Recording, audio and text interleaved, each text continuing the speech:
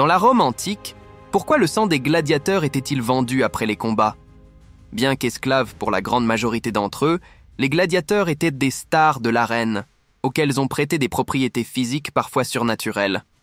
Le succès des 2 volets de Gladiator de Ridley Scott ou des différentes œuvres tirées de la vie de Spartacus le prouvent. Encore aujourd'hui, la figure du gladiateur fascine autant qu'elle fascinait les Romains à l'époque. Dans la Rome antique, on s'arrachait les gladiateurs du Colisée comme on s'arrache aujourd'hui les stars du football par exemple. Et les plus célèbres gladiateurs recevaient parfois de luxueux cadeaux de la part de spectateurs fortunés.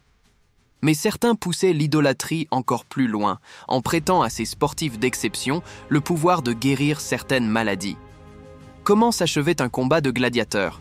Les combats de gladiateurs, que ce soit entre eux ou contre des animaux sauvages, souvent le point d'orgue des cérémonies de jeux romains, ne prenaient pas toujours fin avec la mort d'un des combattants. Bien souvent, il se terminait lorsqu'un combattant, épuisé ou gisant à terre, acceptait sa défaite formellement. Si le combat était donné en présence de l'empereur, c'était à lui de décider du sort du vaincu. Sinon, celui-ci était soumis à la décision du public. Mais contrairement à ce que les films, notamment Gladiator, ont pu suggérer, l'empereur n'annonçait pas la vie ou la mort d'un geste du pouce. D'ailleurs, la mise à mort d'un gladiateur était rare, souvent parce que le public voulait récompenser les combattants qui avaient offert un beau spectacle. De plus, l'entretien des combattants et de leurs remplaçants en cas de décès coûtait très cher aux riches propriétaires de gladiateurs qui faisaient pression pour que l'on épargne leurs champions. Pourquoi les Romains achetaient-ils le sang de célèbres gladiateurs? La victoire dans l'arène offrait aux gladiateurs un statut social bien particulier. Même si la grande majorité des gladiateurs étaient des prisonniers de guerre réduits en esclavage, leurs exploits faisaient d'eux des personnalités publiques acclamées et célébrées par des fresques, voire des statues. Mais surtout, certains Romains prêtaient aux gladiateurs célèbres des pouvoirs exceptionnels tirés de leurs forces légendaires.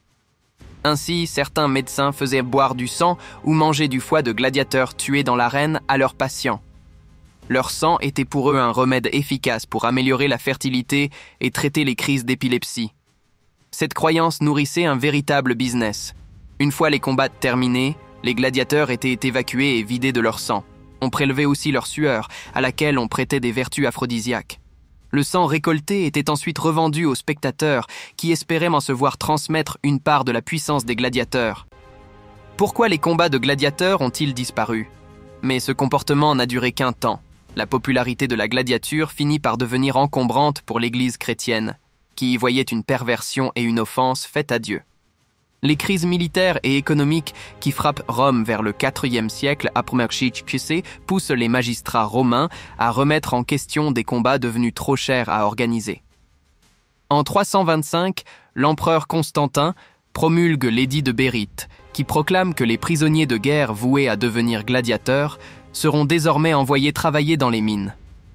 Alors que le christianisme devient religion officielle de l'Empire sous Théodose, les dernières écoles de gladiateurs de Rome sont fermées en 399.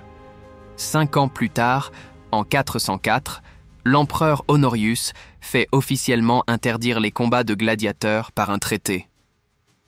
Les derniers combats de gladiateurs connus sont datés autour de l'année 418.